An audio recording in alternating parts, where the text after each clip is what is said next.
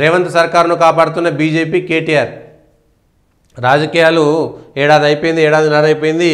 వీళ్ళేమో కాంగ్రెస్ వాళ్ళతోటి కాంగ్రెస్ పెద్దలకి టీఆర్ఎస్ ముడుపులు ఇచ్చి అరెస్టులు ఆపేయాలని చెప్పేసి అరెస్టులు కాకుండా టీఆర్ఎస్ వాళ్ళు ముడుపులు ఇచ్చుకొని కాంగ్రెస్తో జతగట్టిరని బీజేపీ అంటే, బీజేపీ కాంగ్రెస్ ఒకటైంది, రేవంత్ రెడ్డి వీళ్ళంతా ఒకటని చెప్పేసి కేటీఆర్ అంటున్నారు.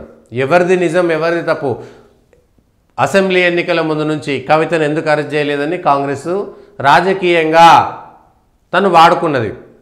కాంగ్రెస్కు సంబంధించి కేవలం కవిత అరెస్టు విషయంలోనే తెలంగాణలో భారతీయ జనతా పార్టీ నష్టపోయింది.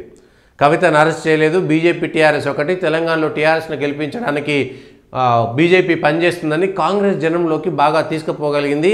అప్పటికే కేసీఆర్ మీద బాగా వ్యతిరేకత, టీఆర్ఎస్ ప్రభుత్వం మీద వ్యతిరేకత ఉన్నటువంటి ప్రజలు ప్రత్యామ్నాయంగా కాంగ్రెస్ వైపుకు వెళ్లాల్సినటువంటి ఒక పరిస్థితి క్రియేట్ అయింది కేవలం కవితను అరెస్ట్ చేయకపోవడం వల్లనే. సరే, ఆ తర్వాత కవితను అరెస్ట్ చేశారు. అటు టీఆర్ఎస్ 8 ఎంపీలు ఓడిపోయింది, ఒక ఎంపీ కూడా గెలవలేదు. బీజేపీ కాంగ్రెస్ గెలవగలిగింది. కానీ రాజకీయాలలో ఎక్కడైనా సాధ్యమయ్యేటువంటి మాటలు విమర్శలు చేసుకోవచ్చు.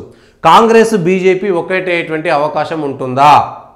ఇక్కడ టీఆర్ఎస్ గతంలో కాంగ్రెస్తో పొత్తు పెట్టుకుంది, టీడీపీతో పొత్తు పెట్టుకుంది, లెఫ్ట్ పార్టీలతో పొత్తు పెట్టుకున్నది. కాంగ్రెస్ యూపీఏ హయాంలో కేంద్ర మంత్రి పదవులు ఉన్నాయి, రాష్ట్రంలో మంత్రి పదవులు ఉన్నాయి. గతంలో అవసరం మేరకు కాంగ్రెస్లో కలుపుతామని కేసీఆర్ చెప్పుకున్నట్టు ఇట్లా అనేకం జరిగినాయి. కానీ ప్రజల్లోకి తీసుకెళ్లడంలో కాంగ్రెస్ సక్సెస్ అయింది కేవలం కవిత అరెస్ట్. తర్వాత కవిత అరెస్ట్ అయింది, బెయిల్ వచ్చింది, 4-5 నెలలు జైల్లో ఉన్నది.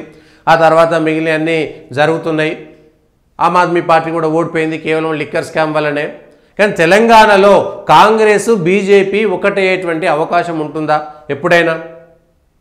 ఎక్కడైనా పార్టీల పరంగా మద్దతు ఇచ్చుకునేటువంటి అవకాశం ఉంటుందా? జాతీయ స్థాయిలో రాహుల్ గాంధీ, అదానీ లేకపోతే మోడీ ఇవన్నీ జరుగుతుంటే, వాళ్ళు కొట్లాడుకుంటుంటే, రాహుల్ గాంధీ మాకే ప్రత్యామ్నాయం అని చెప్పుకొని మోడీకి ప్రత్యామ్నాయ నాయకుడిగా తిరుగుతూ ఉంటే, తెలంగాణకు వచ్చేసరికి మాత్రం బీజేపీ కాంగ్రెస్ ఒకటవుతుందా? ఎక్కడైనా జాతీయ పార్టీతోటి ఏదైనా ప్రాంతీయ పార్టీ జతగట్టడం అనేటువంటిది సహజం.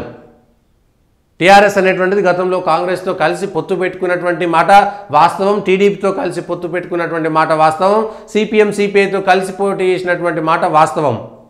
ఉప ఎన్నికల్లో కూడా సిపిఎంలు టీఆర్ఎస్కు మద్దతు ఇచ్చారు అనేక చోట్ల, మునుగోడులో కానీ హుజూర్ నగర్లో కానీ.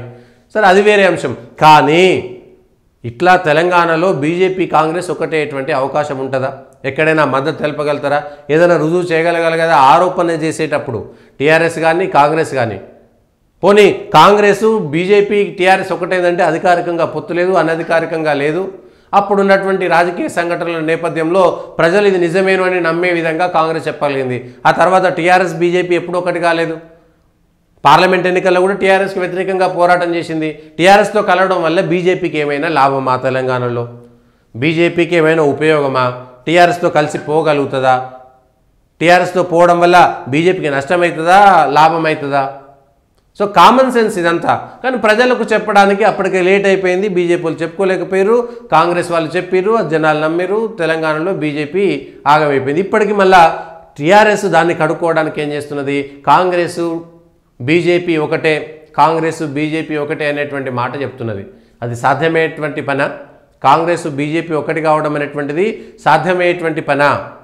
రాజకీయంగా జరుగుతున్నాయి. కానీ ఇక్కడ రేవంత్కు సంబంధించినటువంటి దాంట్లో అరెస్టులు, టీఆర్ఎస్కు సంబంధించి ఇప్పటిదాకా అరెస్టులు కాలేదంటే దాని వెనుక కాంగ్రెస్ నాయకులకు టీఆర్ఎస్ వాళ్ళు ముడుపులు ఇచ్చి తమ అరెస్టులు ఆపేసుకుంటున్నారు అనేటువంటిది ఆరోపణ. దానిపైన ఇప్పుడు సమాధానం చెప్పాల్సినటువంటి అవసరం కూడా ఉంది.